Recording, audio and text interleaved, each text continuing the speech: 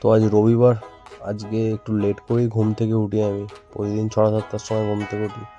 তো আজকে একটু লেট করে ঘুম থেকে উঠে বাড়িটা একটুখানি পরিষ্কার করার ছিল। এই বিছানা তোলা, ঘরদোর একটু ঝাঁটফাট দেওয়া, এগুলো করার পর আমার কম্পিউটার টেবিলটা ভেঙে গিয়েছিলো, একটু ছোটো মতোও ছিল যদিও বা, সেটাকে পাল্টে আজকে একটা নতুন টেবিল কিনে আনি।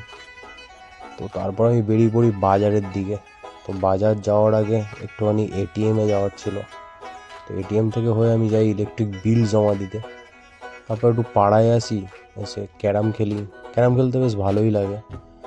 তারপর বাড়ি এসে সন্ধ্যাবেলা একটু আমার এজিলিটি মোবিলিটির কিছু ওয়ার্কআউট থাকে, সেগুলো করি। আসলে আমাদের মাঠে খেলা হয় সোম থেকে শুক্রবার অবধি, স্যাটারডে সানডে রেস্ট ডে থাকে। তো প্রতি উইকেই আমি শনিবার দিন করে আমি এই ওয়ার্কআউটগুলো করে নিই, যাতে মাঠে একটু ফিট থাকতে পারি।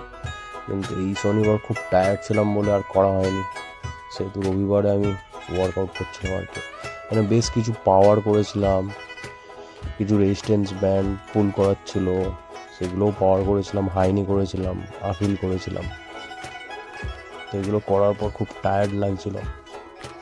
তো এটাই ছিল আমার রবিবার আর কি।